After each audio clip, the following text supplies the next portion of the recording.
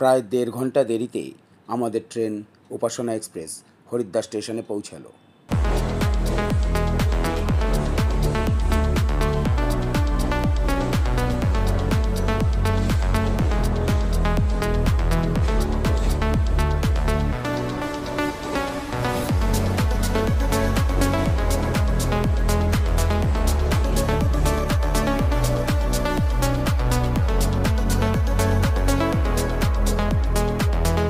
Haridwar station থেকে একটি টোটো রিক্সা নিয়ে আমরা তাড়াতাড়ি করে হোটেলের উদ্দেশ্যে রওনা দিলাম। হোটেলে কোনো প্রকারে ব্যাগপত্রগুলো রেখেই আমরা কিন্তু দৌড়ালাম হর কি পৌরি ঘাটের দিকে, কারণ সন্ধ্যা আরতি প্রায় শুরু হব এরকম পরিস্থিতি।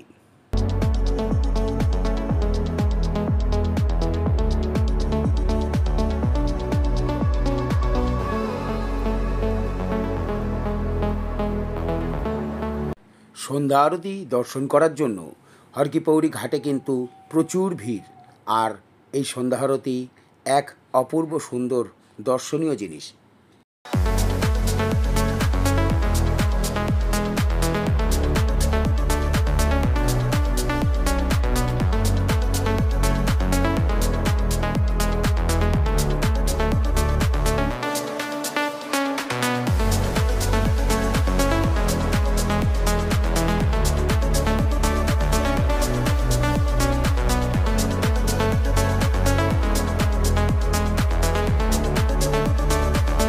গঙ্গার ধারে হাজার হাজার মানুষ জড়ো হয়েছেন এই গঙ্গার সন্ধ্যা আরতি দর্শন করার জন্য।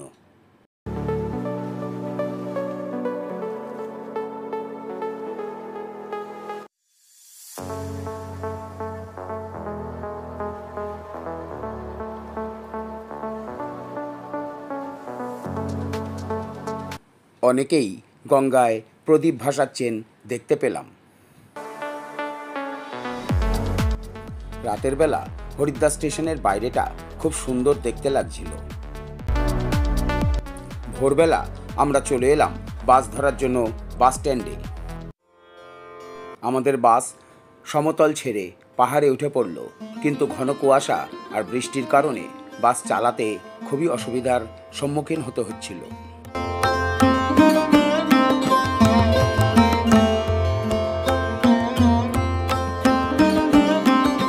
পথের দুধারে অসাধারণ প্রাকৃতিক সৌন্দর্য আমাদের মুগ্ধ করে রেখেছিল।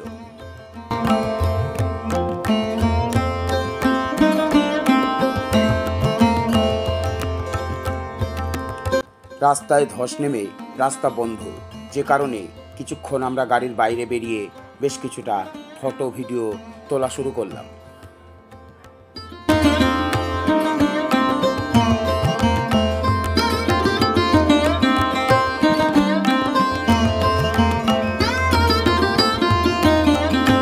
পরিষ্কার হওয়ার পর আবার আমাদের বাস উত্তরকাশীর দিকে যাত্রা শুরু করলো।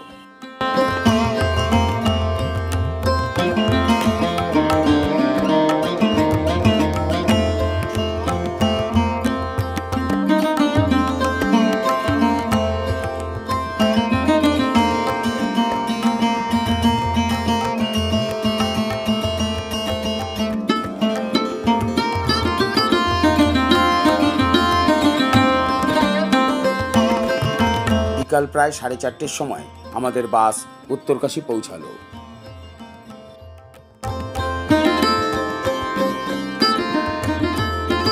আজ আর কাল আমরা দুদিন উত্তরকাশীতেই থাকব এবং ঘুরে দেখব উত্তরকাশীর বিভিন্ন দ্রষ্টব্য জায়গাগুলি।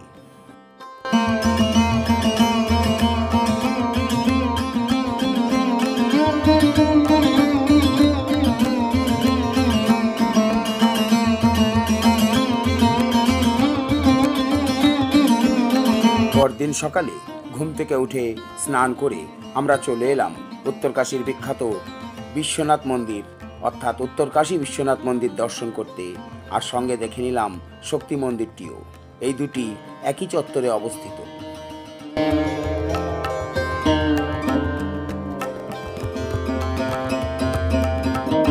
কথিত আছে যে এখানেই কিরাতরূপী শিবের সঙ্গে অর্জুনের যুদ্ধ হয়েছিল এবং এখানেই শিব ঠাকুরের থেকে অর্জুন পাশুপতাস্ত্র লাভ করেছিলেন।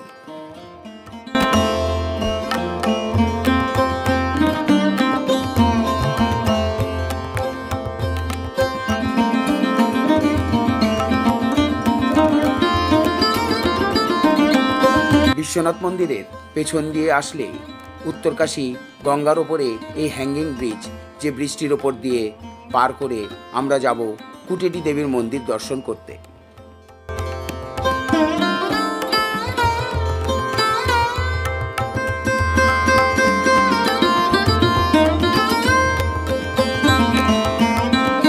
কুটেটি দেবীর মন্দির যাওয়ার রাস্তায় ওপর থেকে এই দৃশ্য অসাধারণ লাগছিল। সমগ্র উত্তরকাশী শহরটাকেই দেখা যাচ্ছিল এবং গঙ্গা নদীর এপার ওপার দুপারই পরিষ্কারভাবে দর্শন করা যাচ্ছিল।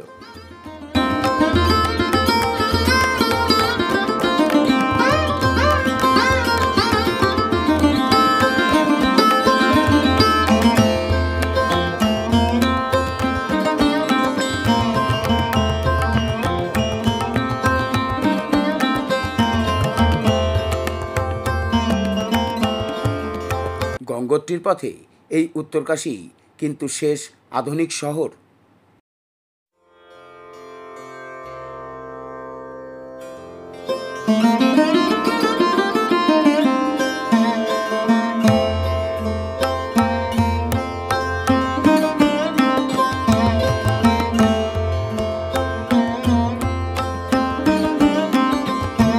এখন আমরা কুটেটি দেবীর মন্দিরে এসে উপস্থিত হয়েছি।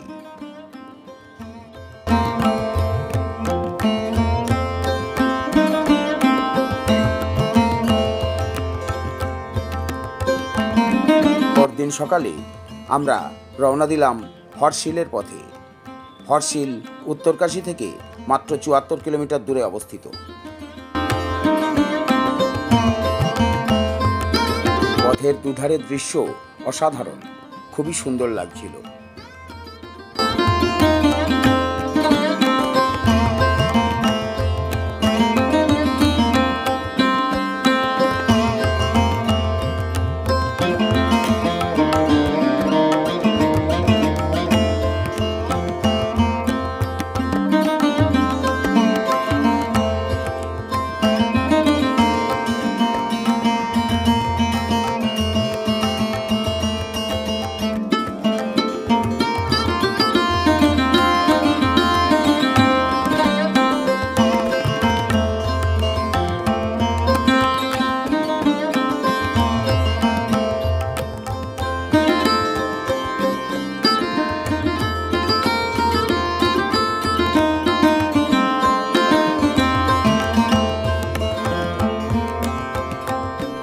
হর্ষিলে হোটেল মধুবনে আমরা ছিলাম।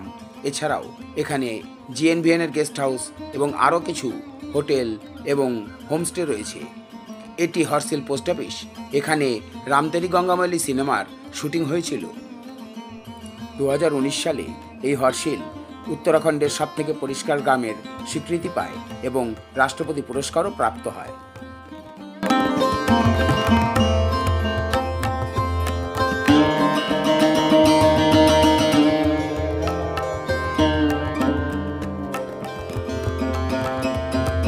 গাড়োয়াল হিমালয়ে যতগুলি জায়গা আছে তার মধ্যে এই হর্ষিল ভ্যালি একটা সবথেকে সুন্দর জায়গা হিসেবে চিহ্নিত হয়।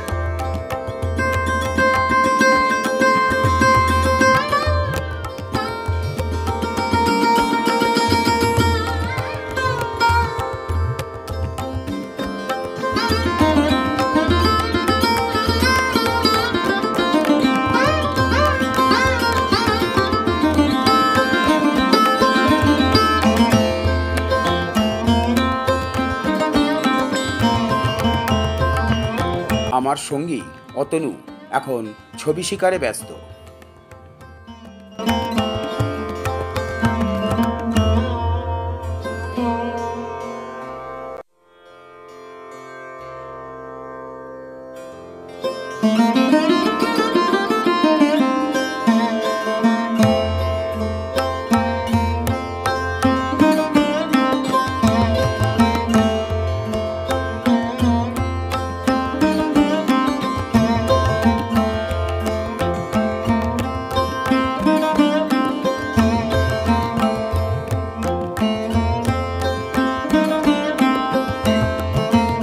হর্ষিলের এই অঞ্চলটিকে অনেকেই সেকেন্ড ভ্যালি অফ ফ্লাওয়ার্স বলে থাকেন। আর এখানে আসলে দেখতে পাওয়া যায় অসাধারণ আপেল বাগান এবং সঙ্গে নাশপাতি বাগানও দেখতে পাওয়া যায়।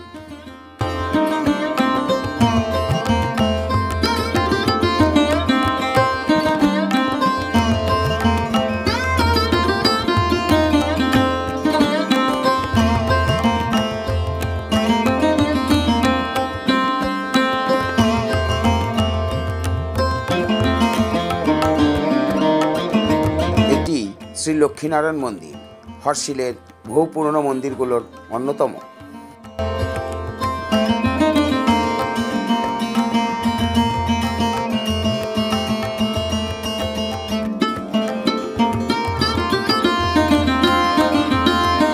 হর্ষিলের নাশপাতি বাগান।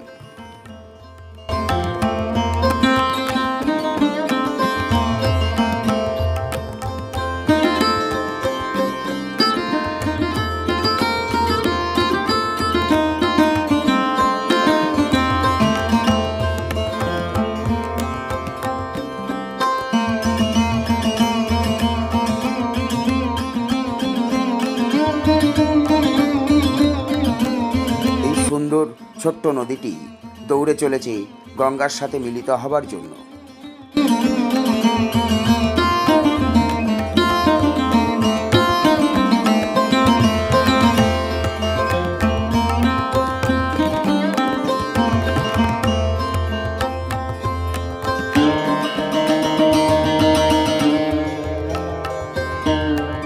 এটি হর্ষিলের আপেল বাগান।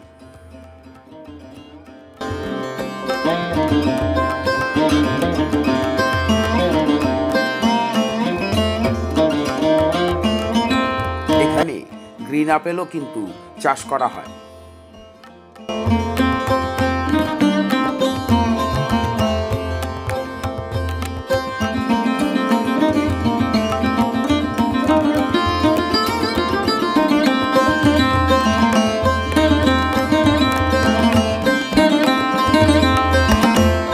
হর্ষিলে একদিন থেকে আমরা যাত্রা করলাম ভোর 5টার সময় গঙ্গোত্রীর পথে।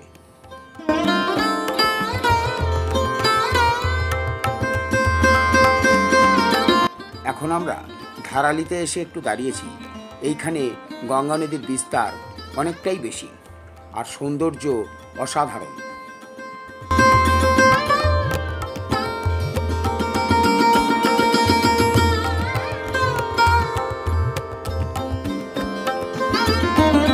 এটি মুগবা গ্রাম। যখন শীতকালে গঙ্গোত্রী মন্দির বন্ধ হয়ে যায় তখন এখানেই কিন্তু গঙ্গোত্রী মায়ের পুজো করা হয়।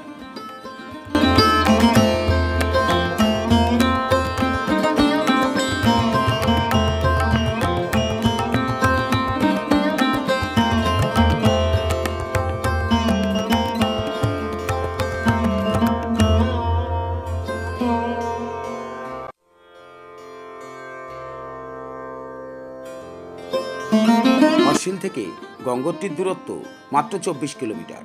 আমরা 6:45 সময় গঙ্গোত্রীর ধাম পৌঁছে গেলাম।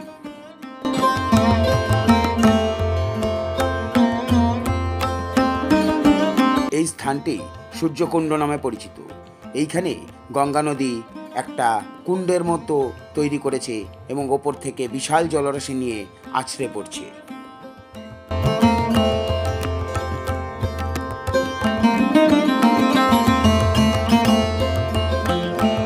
একদম ভোরবেলা আমরা গঙ্গোত্রী মায়ের দর্শন করলাম এবং মায়ের পুজো দিলাম।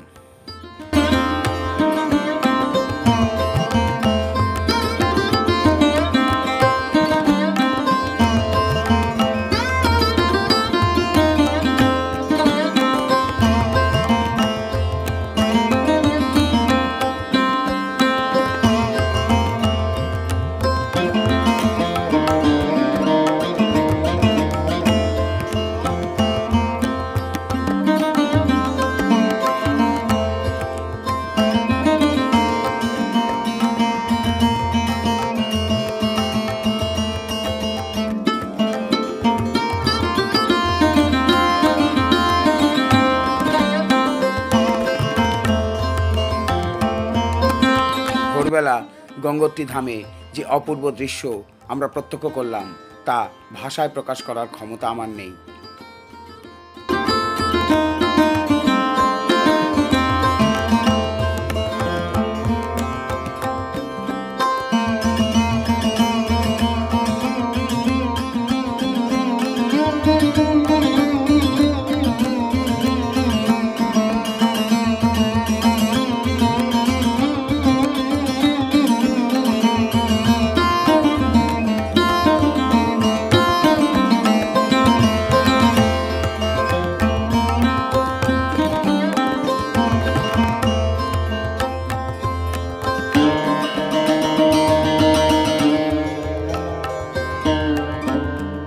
ধন্যবাদ বন্ধুরা, সবাই ভালো থাকবেন।